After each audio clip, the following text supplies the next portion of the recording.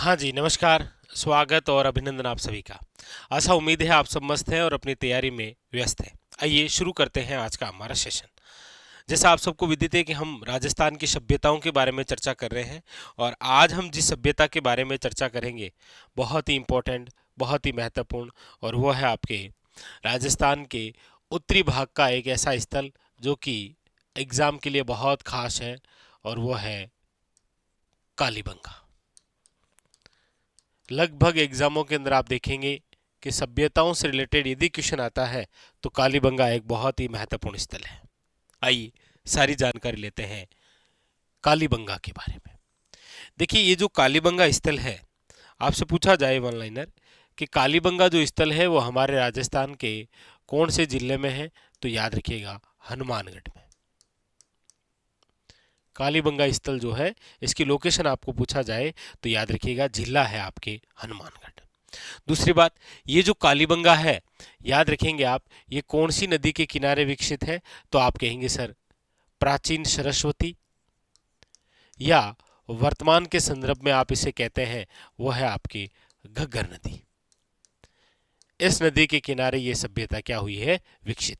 वैसे आप सब जानते हैं कि हनुमानगढ़ की यदि हम बात कर रहे हैं तो फिर हनुमानगढ़ जिले के अंदर जो तीन सभ्यताएं हैं, कौन कौन सी, कालीबंगा, पीलीबंगा और ये जो रंगमहल है, ये तीनों सभ्यताएं आपके हनुमानगढ़ जिले के अंदर घग्गर नदी के किनारे ही विकसित हुई है।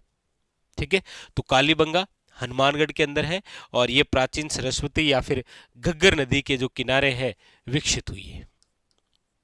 ठीक है, अगली बात, ये जो कालीबंगा है ये आपके सिंधी भाषा का शब्द है जिसका अर्थ एक बार एग्जाम ने पूछ लिया कि कालीबंगा का अर्थ क्या होता है, तो याद रखिएगा कालीबंगा का अर्थ होता है काली चूड़ियां या फिर काले रंग की चूड़ियां, एक ही बात है, याद रखेंगे आप, काली चूड़ियां, वेरी वेरी इंपॉर्टेंट। ठीक है, अगली बात कि ये जो कालीबंगा स्थल है, याद रखिएगा सिंधु घाटी सभ्यता का ही स्थल है। सिंधु घाटी सभ्यता का स्थल है, याद रखिएगा सिंधु घाटी सभ्यता का ही एक स्थल है, कौन सा, कालीबंगा। इसीलिए आप पढ़ते हैं कि ये जो कालीबंगा है ये आपके किस धातु से संबंधित है, तो याद रखिएगा ये एक कांस्य युगीन सभ्यता है। कांस्य युगीन सभ्यता, क्योंकि आप सब जानते हैं कि मानव द्वारा सर्वप्रथम जिस धातु का प्रयोग किया गया है वो धातु है आपके तांबा, और मानव ने तांबा के अंदर क्या मिलाया, टिन, और एक नई धातु विकसित हुई जिसका नाम क्या है, कांस्य। तांबा प्लस टिन क्या बनी, याद रखिएगा कांस्य, यानी कि कांसा। तो कालीबंगा जो है वो किस प्रकार की धातु से संबंधित सभ्यता है, तो याद रखिएगा कांस्य युगीन सभ्यता है। ठीक है भाई, जैसे आप पढ़ते हैं गणेश्वर किस धातु से संबंधित है, तो आप कहते हैं सर तांबे से, ताम्रयुगीन सभ्यता है।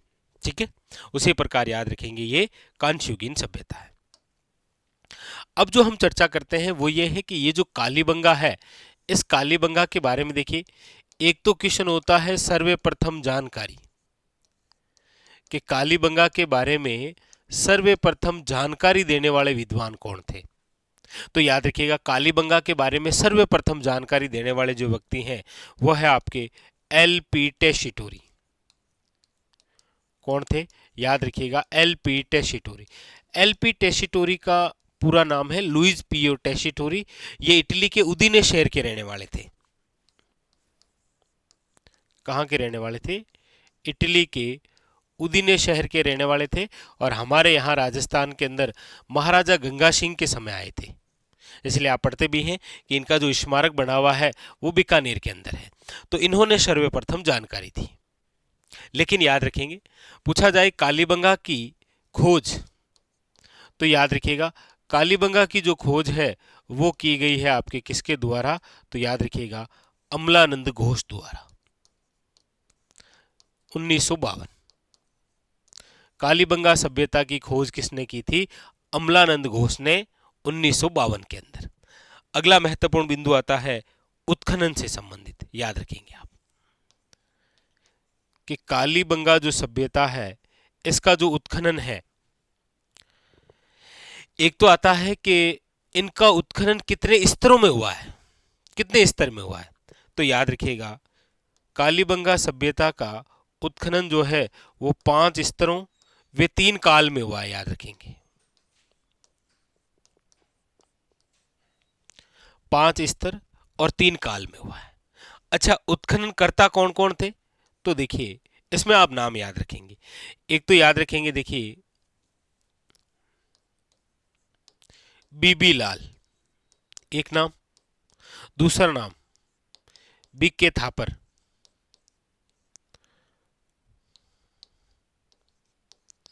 क्या क्या नाम हुए? बीबी लाल, बीके थापर। एक नाम याद रखेंगे एमडी खर्रे, और एक नाम आप याद रखेंगे एसपी जैन। क्योंकि एग्जामिनर क्वेश्चन पूछेगा कि निम्न में से वह व्यक्ति जिनका संबंध कालीबंगा के उत्खनन से नहीं रहा है, तो बहुत ही महत्वपूर्ण बिंदु यहां से बनने वाला है, आप ये याद रखें। ठीक है कि उत्खनन का कार्य 5 स्तर और 3 काल में हुआ है, और करने वाले कौन कौन थे? तो देखिए बीबी लाल है, बीके थापर है, एमडी खर्रे है और एसपी जैन है। ये 4 नाम जरूर याद रखें। अच्छा, उत्खनन याद रखेंगे, एक बार विभाग का नाम भी पूछ लिया गया, तो याद रखिएगा भारतीय पुरातत्व सर्वेक्षण, याद रखिएगा नई दिल्ली, नई दिल्ली। तो ये तो कालीबंगा के उत्खनन के बारे में आप जरूर याद रखेंगे। सामान्य तौर पर जो जो क्वेश्चन बन सकते हैं उनमें आपके सामने कि कालीबंगा राजस्थान के कौन से जिले में विकसित है, तो याद रखेंगे आप हनुमानगढ़ में। कौन सी नदी के किनारे है? तो प्राचीन सरस्वती या फिर घग्गर नदी। अच्छा, इसका अर्थ क्या है? तो याद रखेंगे कालीबंगा का अर्थ है काली चूड़ियां। सिंधु घाटी सभ्यता का ही एक स्थल है ये। अच्छा, किस धातु से संबंधित है? कांसा, याद रखेंगे काश्युगीन सभ्यता है। सर्वप्रथम जानकारी किसने दी थी कालीबंगा के बारे में? एलपी टेसीटोरी ने। लेकिन खोज, अच्छा कई बार क्या आता है कि कालीबंगा की खोज किसने की, ये क्वेश्चन ना आकर आपको पूछ लेता है कि कालीबंगा को प्रकाश में लाने का श्रेय किसे दिया जाता है? प्रकाश में लाने का श्रेय, तो कालीबंगा को प्रकाश में लाने का श्रेय। और ये क्वेश्चन आरएसएस भी बोर्ड ने ही किसी एग्जाम में पूछा था, तो खोज ना पूछ के प्रकाश में लाने का श्रेय पूछ लिया। वही है कौन? अमलानंद घोष। और उसके बाद में ये उत्खनन की 3-4 बातें जरूर याद रखें। एक तो उत्खनन कार्य 5 स्तरों में हुआ है। कौन कौन थे? बीबी लाल थे, बीके थापर थे, एमडी खर्रे थे, एसपी जैन थे, और एक ये थोड़ा सा विभाग याद रखें। ठीक है, अब हम ये चर्चा करते हैं कि ये जो कालीबंगा स्थल हम पढ़ रहे हैं, ये तो इसकी सामान्य जानकारी हो गई। अब कालीबंगा के अंदर हमें क्या क्या मिला है? तो देखिए कालीबंगा से प्राप्त जानकारी या फिर किस प्रकार के साक्ष्य, उनके बारे में। लेकिन सबसे पहले जानकारी और साक्ष्यों में उन महत्वपूर्ण तत्वों को मैं लिखने वाला हूं, तथ्य को, महत्वपूर्ण तथ्य को, जो एग्जाम में एग्जामिनर द्वारा बार बार पूछे गए हैं। जैसे सबसे ज्यादा पूछा जाने वाला क्वेश्चन ये रहा कि ये जो कालीबंगा सभ्यता है, याद रखेंगे यहां से आपको दोहरे जूते हुए खेत के साक्ष्य मिले। दोहरे जूते हुए खेत के साक्ष्य। नंबर 2, यहां पर याद रखिएगा इस स्थल के चारों ओर परकोटा, चारों ओर क्या है? परकोटा या फिर किल्लेबंदी, याद रखिएगा, या फिर प्राचीन परशिवर, याद रखेंगे। कालीबंगा एक ऐसा स्थल है जिसके चारों ओर क्या है? परकोटा है, किल्लेबंदी। तो किल्लेबंदी से ही क्वेश्चन आता है कि राजस्थान में सर्वप्रथम दुर्गों की साक्ष्य, दुर्गों या फिर किले की जानकारी जहां से मिलती है वो स्थल है आपके कौन सा? याद रखिएगा कालीबंगा। कालीबंगा से याद रखिएगा सर्वप्रथम भूकंप के साक्षी, भूकंप की जानकारी भी यहीं से मिलती है।